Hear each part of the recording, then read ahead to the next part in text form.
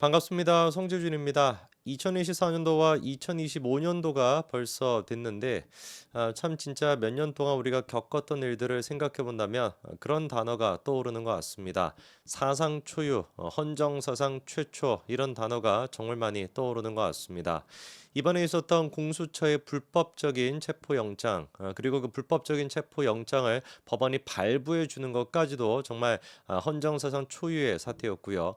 하물며 대통령을 상대로 해가지고 현직 지금 대통령인데 그 대통령을 상대로 해가지고 체포를 시도하려고 하는 것도 당연히 헌정사상 초유의 사태였습니다. 이번에 이제 공수처 같은 경우는 일단은 체포영장을 집행하는 거에 대해서 중지라는 표현을 쓰더라고요. 중단이나 뭔가 이거를 갖다가 그냥 뭐 완전히 뭐 안 하겠다라는 것이 아니라 중지라고 하는 표현을 써가지고 아마 조금 시간이 지나면 다시 또 체포를 시도할 것 같은데 이 부분에 대해 가지고 국민의힘은 더 강력하게 목소리를 내야 됩니다. 누가 보든지 간에 이거는 불법적인 체포영장과 압수수색 영장이고요. 그 부분에 대해서 공수처에 가가지고 항의 집회를 하든지 그게 아니라고 한다면 법원에서 뭐 항의 집회를 하든지 만약에 이런 식의 사태가 국민의힘 쪽이 아니라 이재명에 대해 가지고 이루어졌다라고 한다면 과연 민주당 애들이 어떤 식으로 반응을 했겠습니까? 유창훈이가 과거에 벌써 그것도 꽤 시간이 지났네요. 유창훈이가 과거에 이재명에 대해서 범죄 혐의가 소명이 됐다라고 표현하면서까지도 구속영장을 발부시키지 않았습니다. 그때 기억나시죠? 그때 민주당 애들이 보여줬던 반응이 뭐였습니까? 환호성을 막 지르고 드디어 뭐 법원이 승리했다마다 난리를 쳤는데 그때도 국민의힘의 반응은 뭐였어요? 법원 판결을 존중한다. 글쎄요, 저는 잘 모르겠습니다. 이런 식으로 텐선비 같이 싸워가지고 과연 우리가 무엇을 지킬 수 있고 무엇을 할 수 있을지 모르겠습니다. 일단 윤석열 대통령 측에서는 관련된 이번에 이제 그 영장에 대해 가지고 이의 신청, 법적 조치를 취하겠다라고 했고 실제로 이의 신청을 했더라고요. 그래서 법원에서 이 부분에 대해 가지고 검토에 들어갔다라고 하는데 한 명의 이상한 영장실질심사 담당 판사가 돌아가지고 그런 식의 이상한 짓거리를 했다라고 해도 이순영 판사가 그런 말도 안 되는 짓거리를 했다라고 해도 여전히 저는 대한민국의 사법부를 믿고 싶습니다. 그래서 이순영이가 부장판사가 내렸던 그 말도 안 되는 이 영장에 대해 가지고 법원이 이의 신청을 통해 가지고 이거를 무효로 만들어 주기를 정말로 저는 기대하고 그게 대한민국 법치가 살아있는 첫 길이다라고 하는 걸 보여줄 거라고 믿습니다.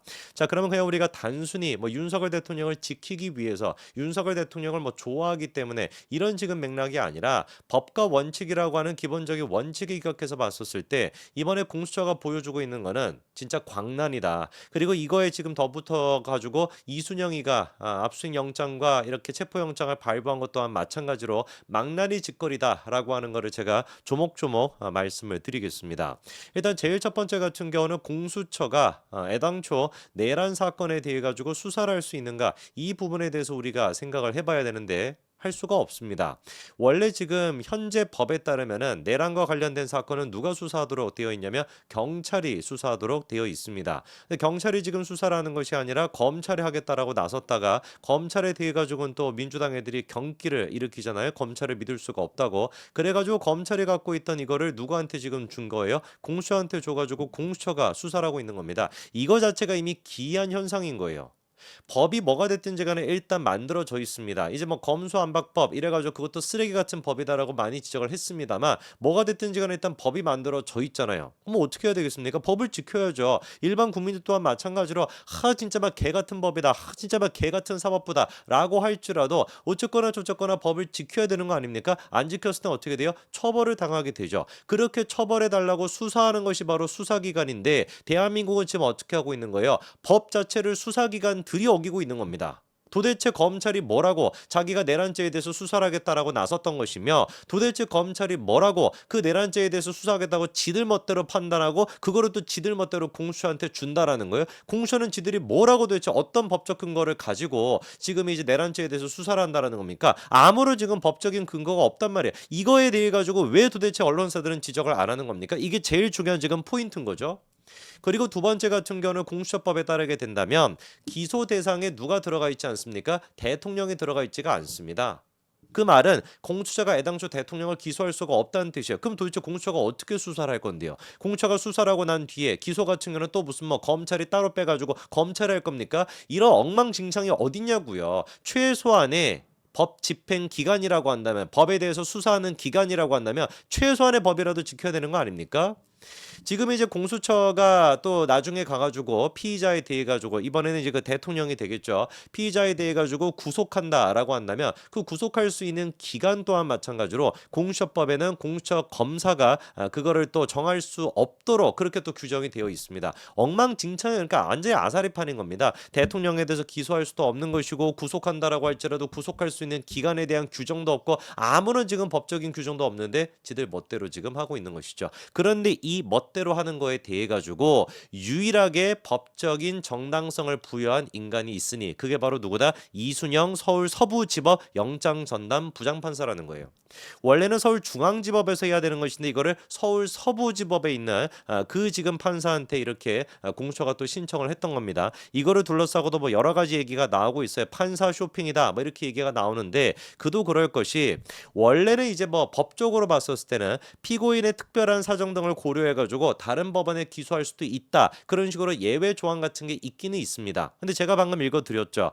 피고인의 특별한 사정을 고려해가지고 기소할 수 있다라고 되어 있는 것은 바꿔 얘기해서 피고인의 특별한 사정이 없으면 안 된다라는 거예요. 예외 사정 자체가. 이번의 경우 같은 경우도 원래는 서울중앙지법에 청구할 수 없는 이유가 있어야 예외 사항을 적용시킬 수가 있는 것인데 서울중앙지법에 청구할 수 없는 이유가 있습니까?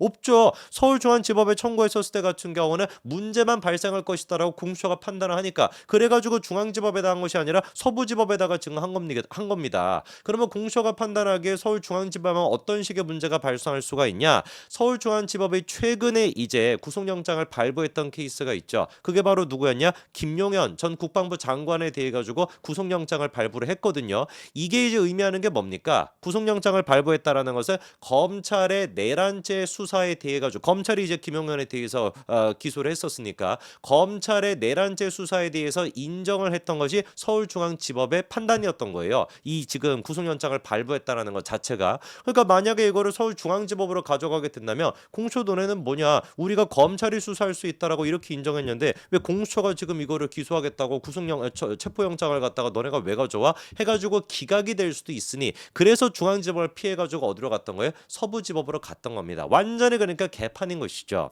그리고 애당초 지금 이순영이가 이렇게 체포영장과 압수영장을 발부한 것도 100% 이게 윤석열 대통령 측이 제기했던 이의 제기를 통해 가지고 저는 반드시 무효가 될 거라고 봅니다. 왜냐?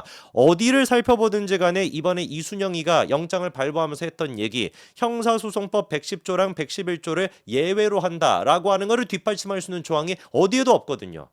판사는 뭡니까? 영장실질심사라고 하는 그 판사는 어떻게 해야 되는 겁니까? 당연히 법과 원칙에 따라 가지고 판결을 내야 되는 것이고 법과 원칙에 따라서 영장을 발부를 해야 되는데 판사 본인 스스로가 법을 어긴 거예요. 법을 우리가 집행하고 법을 도대체 적용시키는 데 있어서 예외가 어디 있습니까? 지가 뭐라고 지 멋대로 110조랑 111조를 갖다가 예외로 한다라 그래가지고 어떻게 이거를 갖다 발부할 수가 있냐고요. 110조랑 111조에서 정확하게 지금 규정하고 있는 것이 뭐냐? 군사상 비밀이나 공무원 직무상 비밀에 해당되는 곳은 관리자, 책임자의 허락이 있어야지만 가능하다. 영장 발부가 가능하다. 분명히 그렇게 적시가 되어 있거든요. 그러니까 이번 케이스 같은 경우는 이제 관저가 적용이 되는 것이죠. 그런데 이번에 판사가 어떻게 한 거예요? 지 멋대로 110조, 111조 예외로 할 거야. 이렇게 지가 적어놓고 그리고 발부를 한 겁니다. 그러다 보니까 지금 법 쪽에서 나오는 얘기가 무엇이냐? 헌법과 법률 어디를 보더라도 형사소송법을 예외로 할 수 있는 근거가 없기 때문에 법 위반이다라는 것이고요. 장영수 고려대학교 이제 헌법 전문 또 교수님 아닙니까? 장영수 교수님이 하는 얘기가 법률을 배제한 것은 사법부의 역할 범위를 벗어나 상권 분립의 위배다. 왜? 당연히 법률을 배제하고 법률을 새로 만들고 하는 것은 누구의 역할이니까? 그거는 입법부의 역할이지 사법부의 역할이 아니란 말이에요. 입법부가 법을 만들거나 법을 갖다가 조정을 하게 된다면 그렇게 바뀐 새로 생긴 법에 맞춰 가지고 판단하고 시행을 하는 게 사법부의 역할인 것이지 사법부가 자기 마음대로 법을 갖다가 빼고 법을 갖다 예외로 만들 수 있는 건 말도 안 되는 짓거리인 겁니다. 그렇기 때문에 현직 판사 또한 마찬가지로 뭐라고 하는 거예요? 이런 식으로 조항을 배제해 가지고 압수영장을 갖다가 발부한 것은 효력 자체에 대해서 논란이 있을 수밖에 없다. 끝까지 그렇기 때문에 지금 윤석열 대통령과 국민님은 어떻게 해야 되는 거예요? 이 불법적인 공수처의 불법적인 수사, 공수처의 불법적인 영장, 그리고 또 이순영의 불법적인 지금 영장 발부 이 세 가지에 대해 가지고 끝까지 버티는 것이 아니라 끝까지 맞서 싸워야 되는 것이죠. 것입니다. 그리고 그런 와중에 법원에서 지금 이제 이 체포영장에 대한 이의 신청이 접수가 돼 있으니까 그거를 무효로 만들어 주는 거. 그게 지금 우리가 해야 되는 가장 중요한 역할인 것이죠. 저는 100% 확신합니다. 법원에서 윤석열 대통령에 대한 체포영장 이거에 대한 이의 신청을 받아들일 것이고 그렇게 해서 지금 이제 말도 안 되게 이순영이가 했었던 그 영장에 대해서 무효가 될 것이고 그렇게 되게 된다면 윤석열 대통령에 대한 체포 시도 그리고 또 여론 또한 마찬가지로 굉장히 바뀔 수밖에 없다고 저는 100% 확신합니다. 이재명이 같은 경우는 지금 신나가지고 법은 모두에게 평등해야 된다 이딴 소리 지금 짓거리고 앉아 있는데 과연 이재명이가 그렇게 찢어진 웃음으로 헛소리 짓거릴 수 있는 게 언제까지 가능할지 한번 두고 보자고요. 여기까지 말씀드리겠습니다. 감사합니다.